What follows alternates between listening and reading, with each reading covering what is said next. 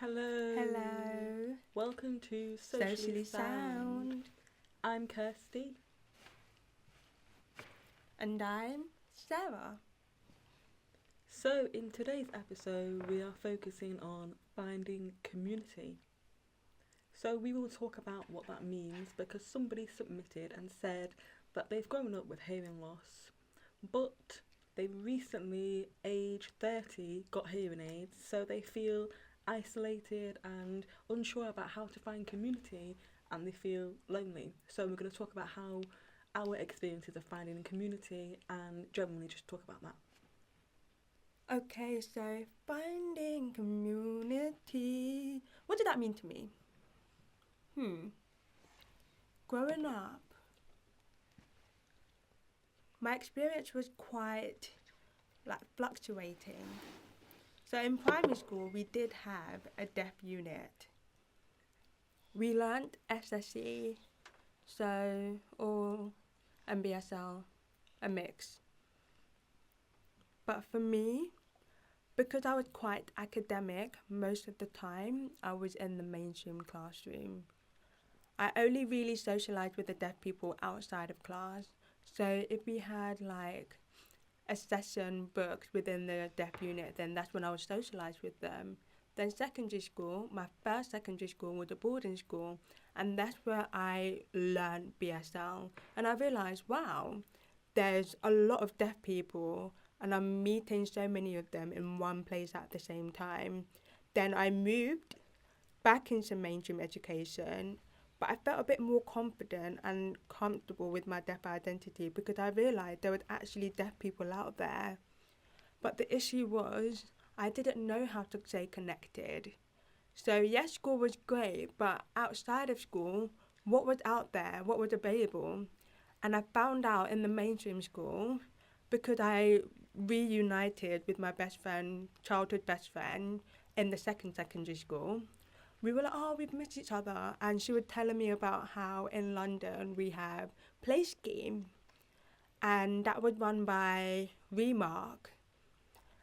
All over London, I think they had different branches, but we were in Southeast London. So we went to Play Scheme and met loads of other deaf people within Southeast London.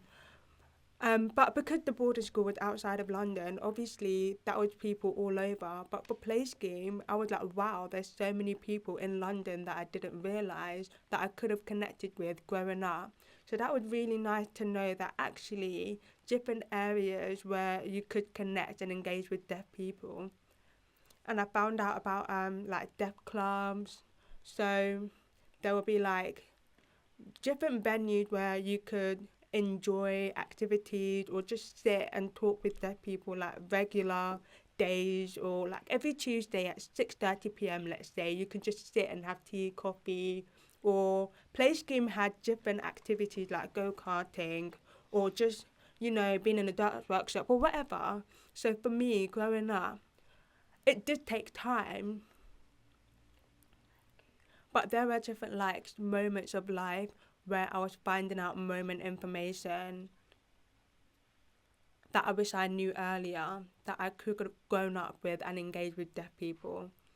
But for someone who is older, and in that submission, the person said that the family knew that they had a hearing loss but didn't let them wear hearing aids until now.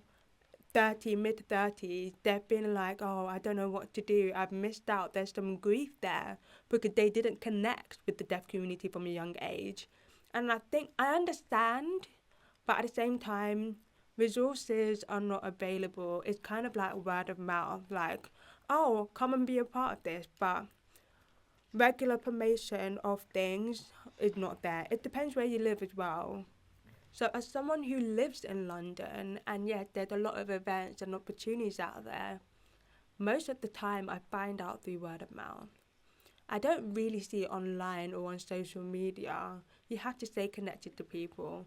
So it depends on the area where you live.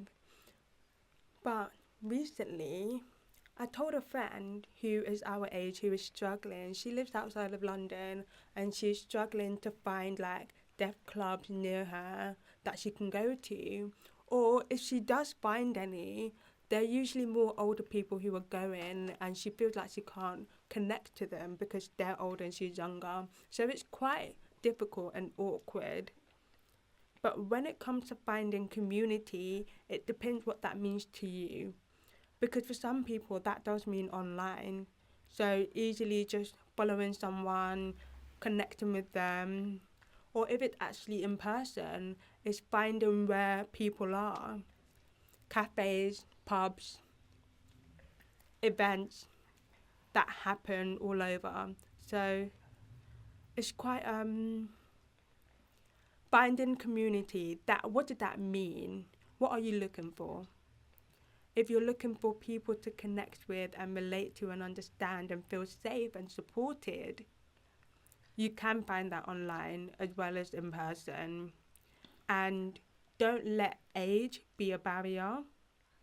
Like, a lot of my friends, age-wise, it varies. I have younger friends, people my age, people who are older. Like, we don't really care. I don't want to say it like that. But we don't really care, like socially, age, that's not a bother. So don't feel like, oh, that's a barrier because I'm mid-30s. We don't care. We welcome anyone. Be a part of the community. Yeah, finding community for me. I grew up in the north of England, so the deaf community is very like spread out. There is like venues and places, communities, clubs, but it's not well known and it's like word of mouth. You have to know people to be able to access those spaces, but I couldn't. So really I joined the community around when I was 14, 15 because I joined the NDCS YAB, a youth advisory board. And it was a group of like young deaf people who wanted to learn about campaigning for deaf rights, and that helped me find my deaf identity, what being deaf meant to me, and that's also where I started learning BSL, and I wanted to learn more from them.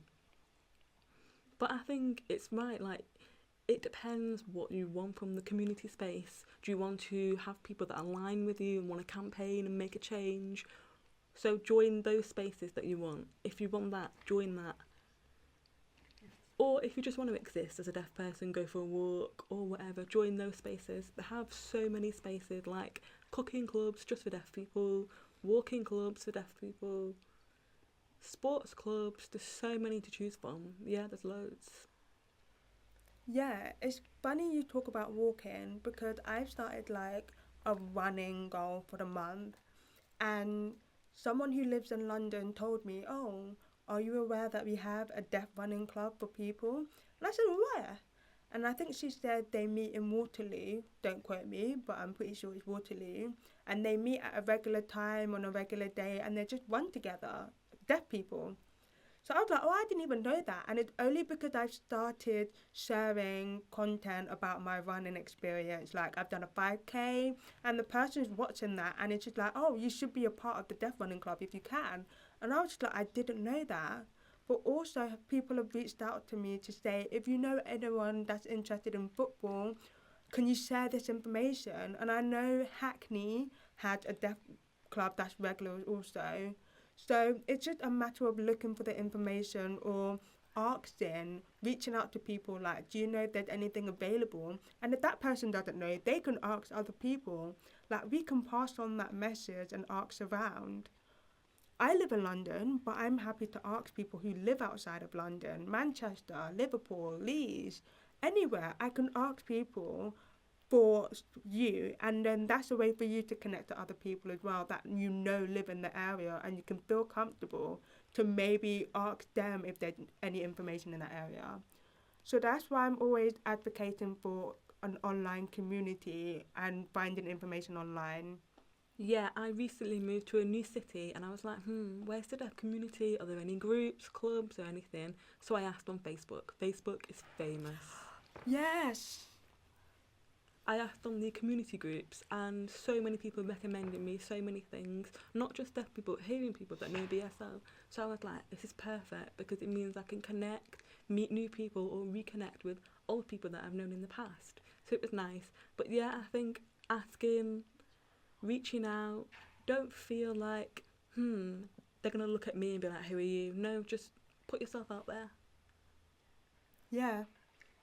That can be hard, you know, putting yourself forward. You don't know how to act. You're like, oh, I should put on a mask or a different persona. No, be yourself and you will connect with whoever on the same wavelength. Like, yeah. But I do feel for the person who's submitted and said they feel isolated because they've missed out on that time. But the time is now. Don't panic and delay that even longer. You have hearing aids now and you want to connect with that identity that you've not yet connected to. There's people of even our age, there's still people trying to connect with that identity. We met someone recently who just got involved in the deaf community 3 months ago. Like, there's still people struggling out there, so you're not the only person. There is a community within the community for you. You just need to find the right people and feel okay, feel understood, feel seen, I feel heard, I feel comfortable. That's kind of the foundation of community for a lot of people. Not just being able to say, oh, I have a deaf friend, but being able to say, I have a safe space where I can feel, okay, I can share, and what I share will be understood fully. Yeah, and identity. Yes, you can find your identity, but you still are always developing it. Yes.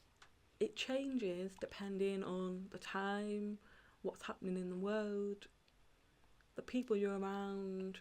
It can change. So don't feel like I'm stuck in this identity. I don't know who I am. Over time, you'll find it. Yeah. And as you change, things change. Like, the community that I had when I was younger is different to the one that I have now that I'm older. Like, it will always change. But you'll always be a part of the deaf community regardless. So when you're in it, that's it. You're stuck for life. You're stuck for life. You can't really leave. You can't leave again. You can't. But finding, just think, who am I? What am I looking for? Focus on that. It becomes easier. Like Kirsty said, cooking, if you're interested in cooking, look for that.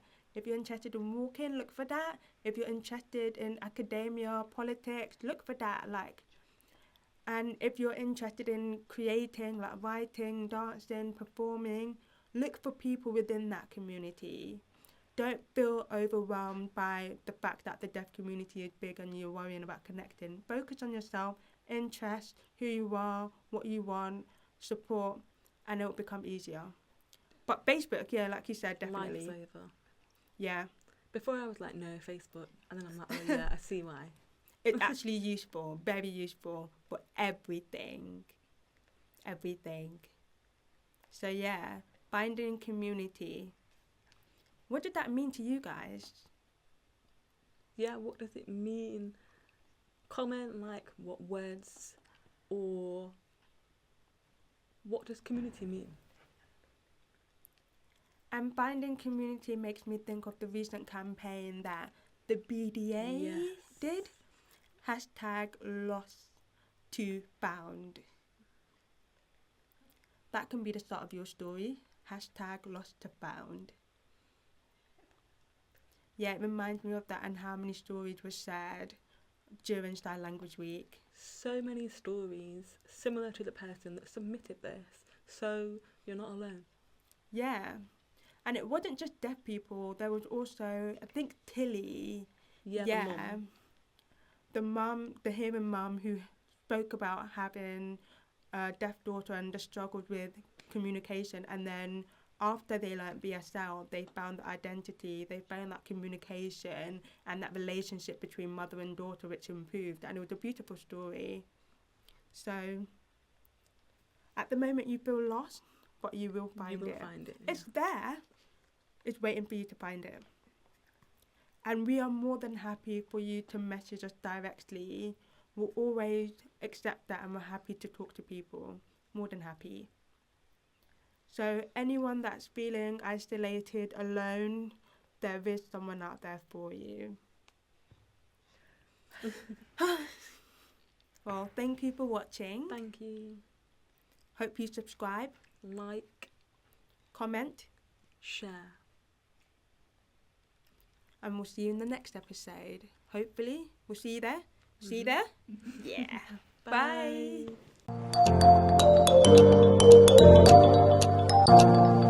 Bye.